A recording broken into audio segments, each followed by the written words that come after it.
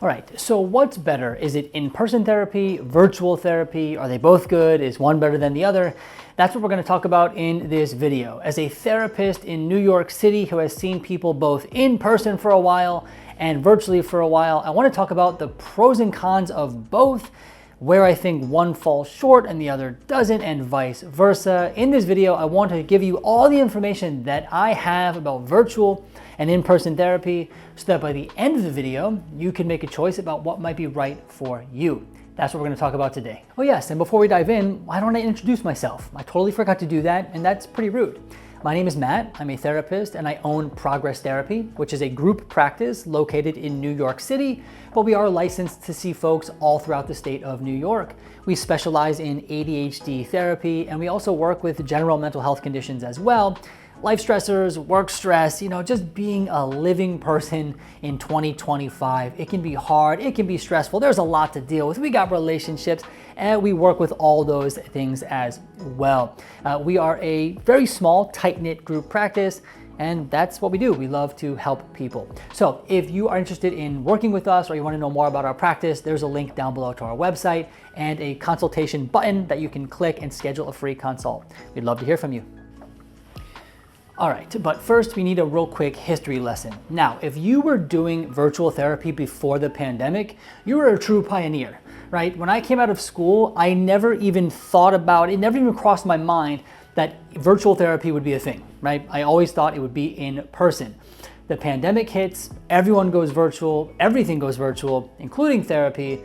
And then many providers and many people kept it that way. They liked the virtual care, they liked the convenience, right? So I wanted to at least share that this was not a thing a while back, right? Pretty much pre-pandemic, virtual care was really not a thing, but now it is. And so we have our two options, right? Or you can have the hybrid model, which is both, but typically people do one or the other.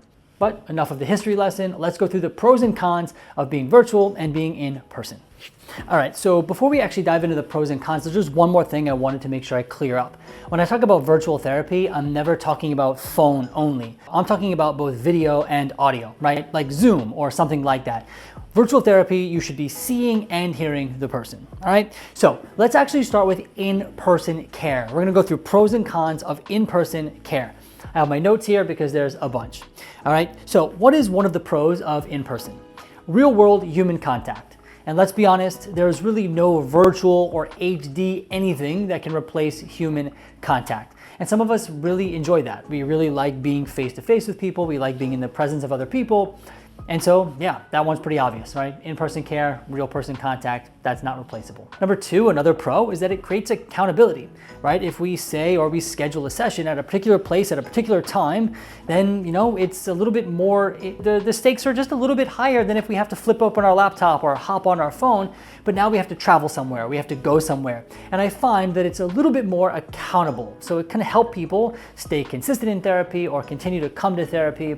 It can also be a con in that regard, which we'll talk about in a second, but it can increase accountability. In-person care can also be good for a wider range of issues. So there are some therapies that need to be done in person that don't really allow for virtual care. So if you're in person, you don't really have to worry about maybe being referred out to a in-person person. And another pro would be that there's less distractions. So when we're in an office setting, we're not in front of our computer, our device is most likely put away, and it's less distracting. You can be more focused, more present in the session, and perhaps get more out of it if you're not distracted. So then what are some of the cons of being in person?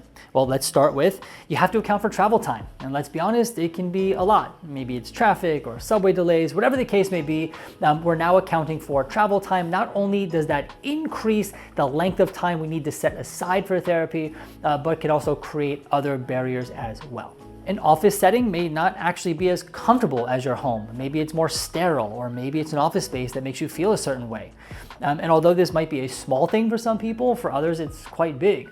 If the office environment is not comfortable, it can actually be harder to open up. It can be harder to focus and concentrate, right? So I know I said we can focus more because there's no distractions, but if the office space isn't too great, or it can be harder to focus and it's just less comfortable. And another con that's often overlooked is that your options for therapy are limited, right? When we're doing in-person care, we're typically limited to a particular geographic location, how far we're willing to travel, and that means that there are going to be less therapists to choose from in that geographical location. Being in person doesn't really allow for as much flexible scheduling, and I've found that most therapists who are renting offices, there's particular hours that they set, right? It's a little bit less or a lot less flexible than being virtual, right? So maybe you have a window of 8 to 4 or 8 to 5, whatever the case may be. But I find that when we're in person, there's less flexibility for scheduling. All right, so let's talk about virtual care. What are the pros and cons of virtual care? So one of the main benefits of virtual care is the flexible scheduling, not only the time that you can schedule, but also the location. So as long as you're within the state where the provider is licensed, you can really be anywhere, right? So a lot more flexibility when it comes to virtual care, which really eliminates a lot of barriers. We're not accounting for travel time, we're not accounting for having to be in a particular setting, so really flexible. Another pro is that we are in the comfort of our own home.